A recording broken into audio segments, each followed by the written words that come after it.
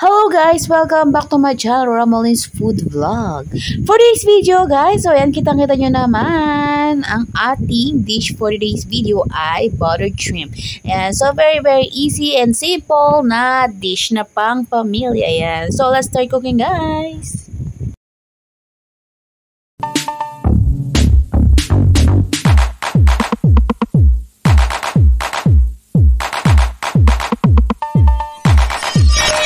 Ayan, so kagagaling ko lang kanina sa may Tiangge. Ayan, so aside dito sa aking hipon ng mga nabili, ayan, so 100 pesos lang yata yan guys. So ayan, so nakabili din ako ng crab. So ito muna nilulutuin natin. So tatanggalin lang natin yung ating parang tusok-tusok niya sa may ulo niya. So ayan, lilinisin lang natin yun, remove lang natin yun guys. So kuha ako ng gunting para masimulan na natin to paglilinis ng ating shrimp. Ayan. So, kuhanin lang natin isa-isa and then ikat lang natin yung patusok niya sa may ulo niya. Ayan. So, ulitin lang natin hanggang matapos natin itong lahat, bawat isa.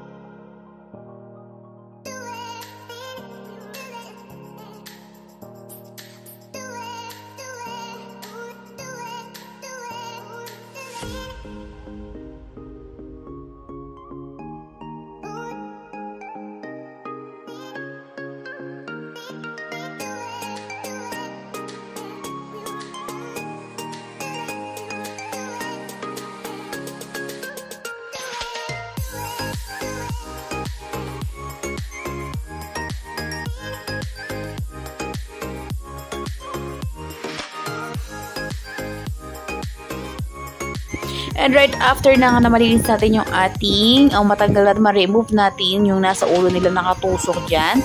So, hugas-hugasan lang natin yan guys hanggang malinis. And then, pwede na natin mag-start ng pagluluto. And then, ayan. So, maghihiwa na nga ako dito ng onion. And then, ang garlic.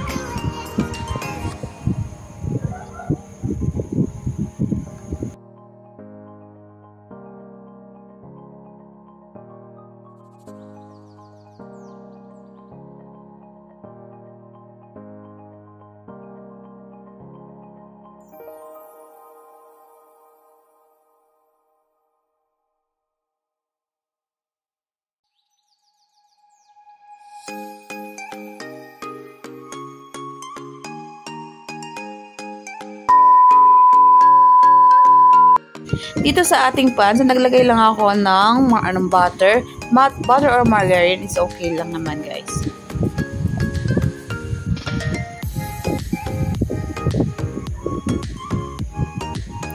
Yan. So, antayin lang natin siyang matunaw. Di ba pwede natin ilagay yung ating garlic.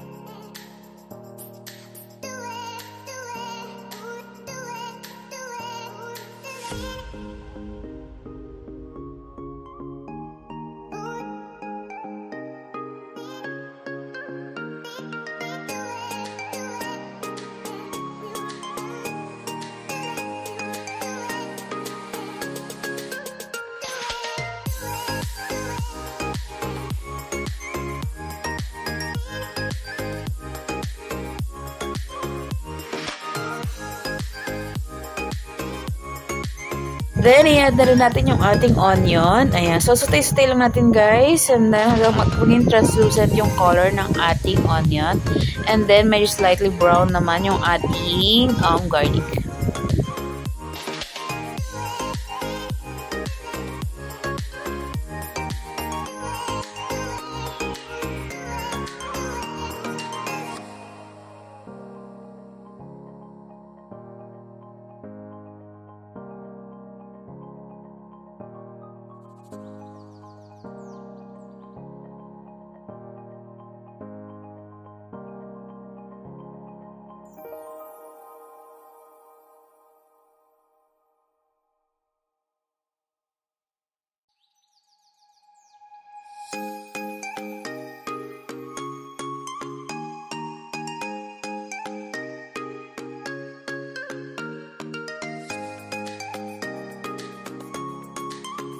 Yan. So, pag okay naman na yung ating garlic and then yung ating onion, pwede natin i-add yung ating shrimp.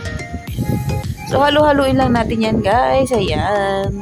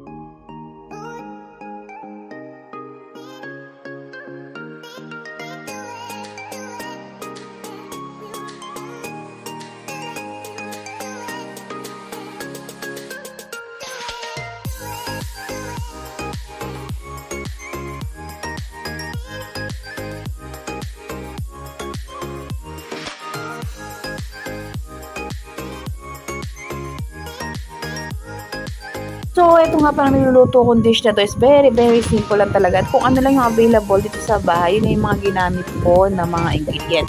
So, dito na nga, so naglagay lang ako ng ketchup. Ketchup lang yan, guys. So, mga 3 tablespoon yung ang gagamitin na ketchup.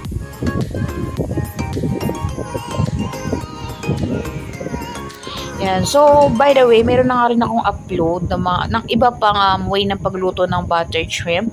Yan. So, lalagay ko na lang sa description box yung link ng aking naluto na before.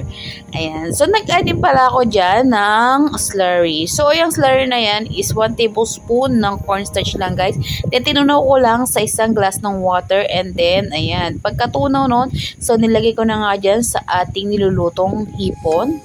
Yan. Then, halu-haluin lang natin yan, guys, hanggang maging thick yung ating sauce ng nilulutong buttered shrimp. Yan.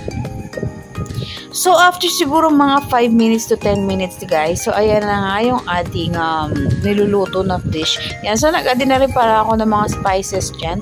So, nag-add ako ng salt, and then ng pepper, and then saka ng garlic. Meron akong minced ng garlic, fried garlic. Yan. So, in-add ko na rin siya, guys. And then, ayan. So, mga 20 to 25 minutes yung ating cooking time para i-prepare itong ating buttered shrimp. So, ayan na nga. So, sinalagay ko na nga sa ating plate. Ayan, nag-plating na tayo. And then, naglagay lang ako ng fried garlic on top. And ready na for serving.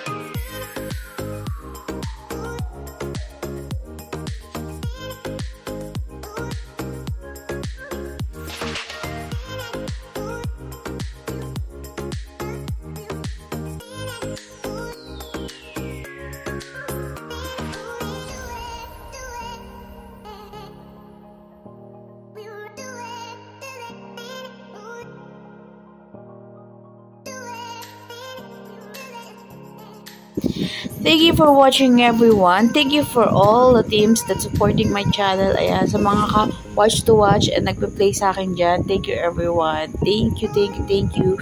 Thank you sa aking mga members and sa mga subscribers. Thank you, everyone. Bye-bye. See you on my next vlog. Bye-bye.